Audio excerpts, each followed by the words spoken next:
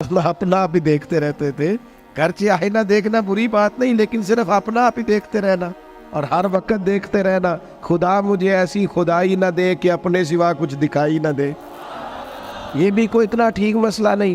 آپ غور فرمائے کیا عرض کرنا چاہتا ہوں آپ کی خدمت میں میرے عزیز. ایک تو اگر میں بڑی سمجھداری سے اور بڑے غور سے اور بڑی توجہ سے آپ کو یہ بات سمجھانا چاہتا ہوں کہ اگر حضور سے پیار کرو گے نا تو یہ جتنی دولتوں کی اور شہرتوں کی محبت دل میں آتی ہے یہ خود بخود نکل جائے گی، خود بخود نکل جائے گی، آسانی ہو جائے گی، جینا آسان ہو جائے. دوسری بات آپ کی خدمت میں عرض کروں، ہم نہ تازہ دم نہیں رہتے، ہم پریشان رہتے ہیں، ہم بور ہوتے ہیں، ہماری طبیعتیں بعض اوقات جلد بازی کرتی ہیں، ہم بعض اوقات الجھ جاتے ہیں، قرار تلاش کرتے ہیں. اس قرار کو تلاش کرنے کے لیے پھر بعض لوگ الٹی سیدھی موویز دیکھتے ہیں. بعض لوگوں کا خیال ہے کہ شاید میں کوئی لطیفہ سنوں گا تو معاملہ ٹھیک ہو، پھر اس کا نتیجہ بھی نکلا ہے لطیفے سننے کا. اب لطیفے سنانا بھی اتنا بڑا کام ہو گیا ہے کہ مولوی ہے پگڑی داڑھی والا لیکن اس کے نام کے نیچے لکھا فنی مولوی. خدا کے بندے یہ سنجیدہ اسٹیج ہے، دیندار لوگوں کا کرنے کا کام ہے، آپ کیا کر رہے ہیں؟ مولوی بھی فنی ہوتا ہے، 6 معنی دار ہے کہ ہمارا مزاج تھا ہر چیز شغل میلہ، ہر چیز ہنسنا الجھنا. میرے عزیز ہم چونکہ سکون چاہتے تھے، کچھ نے ادھر ادھر کی مووی دیکھ لی، کچھ نے ہنس لیا، کچھ سیر کو چلے گئے، کچھ کا خیال تھا کھانے کھا لیں گے تو سکون آ جائے گا. یاد رکھنا ان چیزوں میں سکون نہیں ہے، ان میں تو آپ الجھتے جائیں گے. مزید تو سکون کہاں ہے، قرار کہاں ہے؟ آپ کبھی صحابہ کی زندگیاں دیکھیں نا، حالات جس طرح کے بھی تھے نا، ان کو جو سکون ملتا تھا وہ رخ مصطفیٰ سے ملتا تھا. ان کی طبیعت پوری لگ گئی تھی کہ حضور علیہ السلام کی جو یادیں ہیں وہ دل کو تازہ کرتی. ان کا خیال تھا کہ بہار اگر کسی چیز کا نام ہے تو وہ ذکر مصطفیٰ ہے، یاد مصطفیٰ ہے اور دیدار مصطفیٰ ہے. اعلیٰ حضرت مفتی ہیں، فتویٰ دیتے ہیں. اعلیٰ حضرت مفسر قرآن ہے، کنز الایمان بذات خود ایک تفسیر ہے، ترجمہ ہی تفسیری ہے. اعلیٰ حضرت محدث ہیں. وہ جب احادیث مبارکہ کا حوالہ دیتے ہیں تو یوں لگتا ہے کہ جیسے بڑی گہری نظر ہے ان کی، راویان حدیث پر بھی، اصول پر بھی، اور حافظہ بھی مضبوط ہے حفظ حدیث کے لحاظ. ساری چیزیں ان کے پاس تھیں، لیکن وہ پتہ کیا کہتے تھے؟ کہتے تھے یہ جو میرا دل چمکدار ہے نا، اور یہ جو میری طبیعت ہلکی پھلکی ہے، اس کی وجہ یہ ہے کہ ان کی مہک نے دل کے غنچے کھلا دیے ہیں. یہ میں نہیں آپ کو تقریر سنا رہا، میں تو جذبات کا اظہار کر رہا ہوں. ان کی مہک نے دل کے غنچے کھلا دیے ہیں. تو کیوں غنچے کھلا دیے؟ کہتے میرے نبی کا کمال یہ ہے کہ وہ جس راہ چل دیے ہیں کوچے بسا دیے. وہ جس راہ بھی چل دیے ہیں کوچے، حضور پر تھوڑا گزر جائے تو کام ہو جاتا ہے. قرار، سکون، سارے دکھ مٹ جائیں گے اگر دل حضور سے لگا لو گے، اگر محبتوں کا مرکز رسول پاک کو بنا لو گے. آپ دیکھیں احد کے میدان کے اندر کافر نے ایک بڑی عجیب سازش کی مسلمانوں کو پریشان کرنے کے لیے. اور بھئی آپ لوگوں کی وجہ سے اگر اتنے لوگ تکلیف میں ہیں تو آپ کو سمجھ جلدی سے بیٹھ جائے جی، جلدی سے جی، فیصلہ کرنے میں اتنی دیر، اللہ آپ کو سلامت رکھے، بیٹھ جائیں جی. اب آپ کھڑے ہیں جناب، آپ بھی بیٹھ جائیں، اللہ آپ کو برکت عطا فرمائے. اچھا ایک بندہ محفل میں کھڑا ہو جاتا ہے موبائل لے کے، اللہ انہوں سمجھنا چاہیے کہ باقی سارے کل بھی ہیں موبائل. خدا کے بندے آپ کی وجہ سے اتنے لوگ پیچھے اگر پریشان ہیں تو آپ کو سمجھنا چاہیے اس چیز کو. اللہ تعالیٰ آپ سب کو ہنستا اور مسکراتا رکھے. نبی پاک کی ذات سے جب آپ کی کامل وابستگی ہو جائے گی نا تو حضور کی ذات والا کا پیار، اور پیار لاروں والا نہیں ہونا چاہیے خالی جلسے محفل میں اور مائک ہاتھ میں آیا تو عشق کا دعویٰ تگڑا، خالی اس طرح نہیں. تنہائی میں بھی تو روئے حضور کی بارگاہ. ایک محفل میں ایک دفعہ حاضر تھا تو ایک نعت خواں بچہ میرے پاس آیا کہنے لگا جی میری سفارش کر دیو، میں بھی حضور دی بارگاہ چ حاضری لوانی ہے۔ میں کہ پتر تو گھر جا کے پڑھ لے، اتنے بھی حاضری لگ جائے گی کہ 4000 بندہ چاہیے حاضری لوان لی۔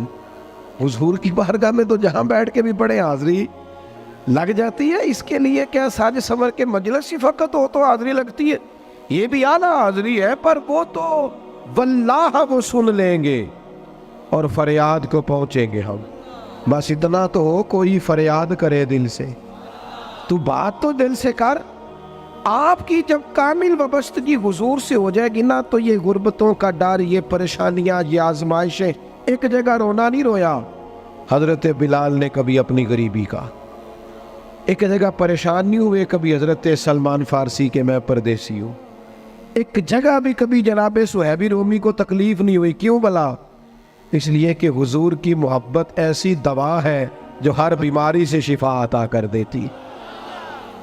احد کے میدان میں کافروں نے ایک چال چلی تھی، ان کو پتا تھا کہ کون سی بات مسلمانوں کو زیادہ پریشان کر سکتی ہے۔ انہوں نے ایک افواہ پھیلا دی تھی کہ معاذ اللہ حضور کو شہید کر دیا گیا۔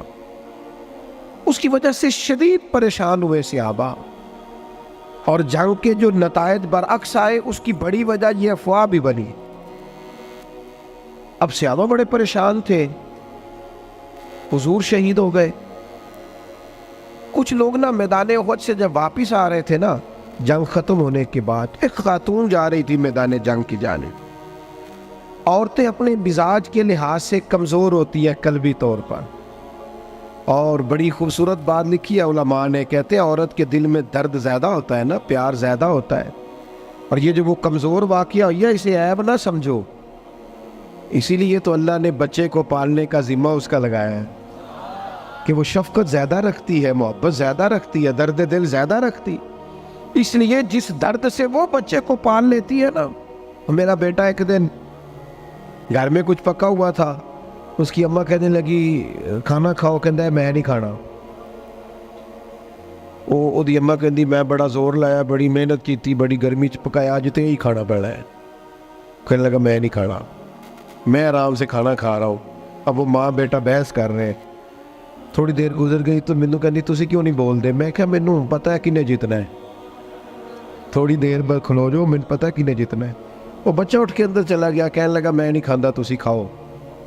وہ پھر 5 منٹ لگے تو وہ پکانا شروع کرتا جو بچہ کہہ رہے ہیں۔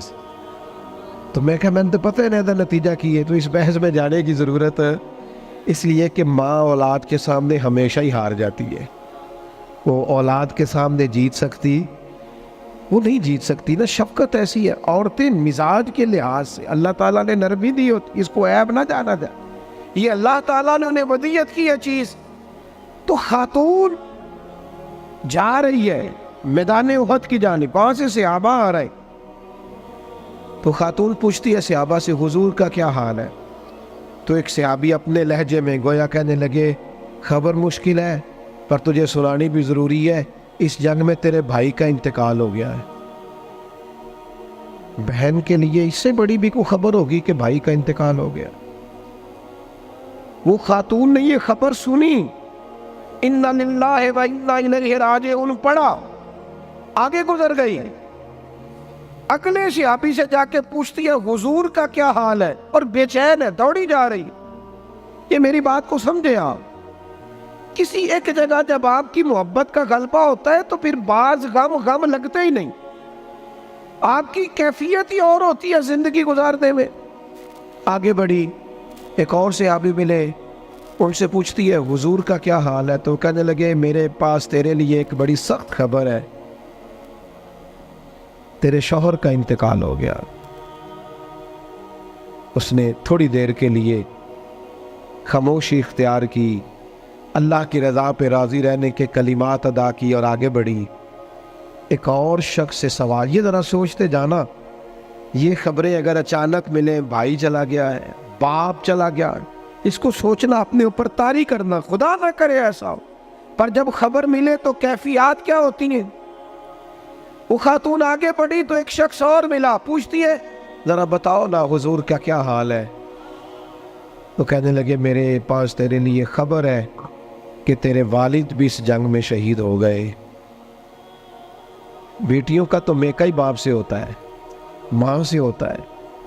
والد چلے گئے، تھوڑی دیر کے لیے گردن جھکی، کلمات ادا کی، اور پھر پوچھتی ہے صحابی سے، والد چلے گئے، بھائی چلے گئے، شوہر چلے گئے، مجھے بتاؤ کہ میرے نبی پاک کا کیا حال ہے؟ وہ صحابی کہنے لگے الحمدللہ میں زیارت کر کے آیا ہوں، رسول پاک بالکل